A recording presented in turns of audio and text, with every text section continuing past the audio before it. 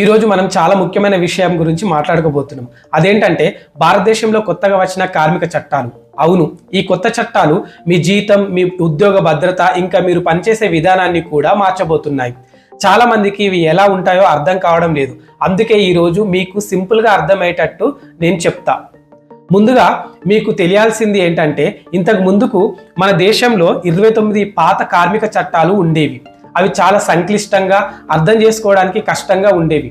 ఇప్పుడు కేంద్ర ప్రభుత్వం వాటిని సరళీకృతం చేయడానికి కేవలం 4 కొత్త చట్టాలుగా మార్చింది.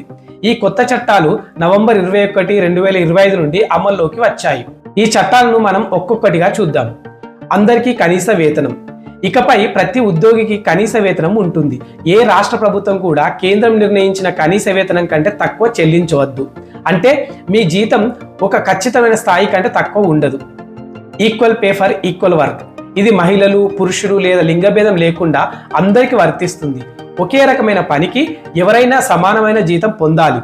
లింగం ఆధారంగా ఎలాంటి వివక్ష ఉండకూడదు. Over time pay. మీరు మీ పని వేళల కంటే ఎక్కువ సమయం పనిచేస్తే మీ సాధారణ జీతం కంటే కనీసం 2 రెట్లు ఎక్కువగా చెల్లించాలి. ఇది చాలా మందికి లాభం. Benefits for gig workers. ఇది చాలా పెద్ద మార్పు.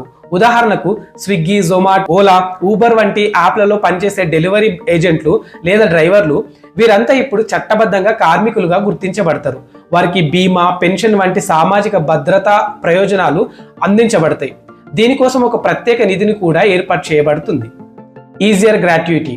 మీరు ఒక నిర్దిష్ట కాలానికి ఉద్యోగం చేసినా కేవలం 1 సంవత్సరం సర్వీస్ తర్వాతే మీకు గ్రాట్యుటీ వస్తుంది. ఇంతకు ముందు 5 ఏళ్లు పనిచేయాల్సి ఉండి. అసంఘటిత రంగ కార్మికులు అందరికీ పిఎఫ్, ఈఎస్ఐ వంటి పథకాలు తప్పకుండా వర్తింపజేయాలి. Appointment letter mandatory. ఇకపై ప్రతి ఉద్యోగికి వారి ఉద్యోగ వివరాలు, జీతం మొదలైనవి స్పష్టంగా రాసి ఉన్న అపాయింట్మెంట్ లెటర్ ఇవ్వడం తప్పనిసరి. ఇది ఉద్యోగానికి ఒక గుర్తింపు. Equal benefits for fixed term employees. ఒక నిర్దిష్ట కాలానికి నియమించబడిన ఉద్యోగులకు కూడా పర్మనెంట్ ఉద్యోగులతో సమానంగా అన్ని ప్రయోజనాలు, అంటే సామాజిక భద్రత, సెలవులు, వైద్యం వంటి అందించబడతాయి. మహిళలు అన్ని షిఫ్ట్లలో పనిచేయవచ్చు. ఇది చాలా సానుకూల మార్పు. మహిళలు ఇప్పుడు రాత్రి షిఫ్ట్లో కూడా పనిచేయవచ్చు. గనులు, ప్రమాదకర పరిశ్రమలో కూడా పనిచేయవచ్చు. అయితే ఇది వారి అంగీకారంతో మాత్రమే సాధ్యమవుతుంది.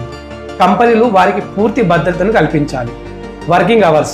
రోజుకు గరిష్టంగా 8 నుండి 12 గంటలు మరియు వారానికి గరిష్టంగా 48 గంటలు మాత్రమే పనిచేయాలి. Free health checkups.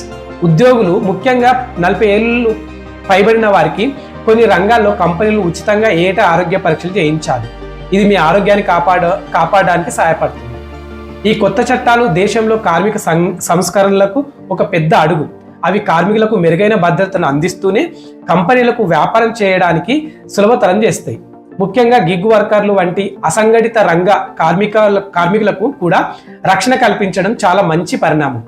ఈ సమాచారం మీకు స్పష్టంగా, సులభంగా అర్థమైందని ఆశిస్తున్నాను. ఈ కొత్త చట్టాలపై మీ అభిప్రాయాలను కింద కామెంట్స్ రూపంలో తప్పకుండా తెలియజేయండి. మీకు ఈ వీడియో నచ్చితే దయచేసి లైక్ చేయండి, షేర్ చేయండి మరియు మా ఛానల్ని సబ్స్క్రైబ్ చేయడం మర్చిపోవద్దు. మరిన్ని ఆసక్తికర వీడియోలతోటి మళ్ళీ కలుద్దాం. అంతవరకు సెలవు. నమస్తే.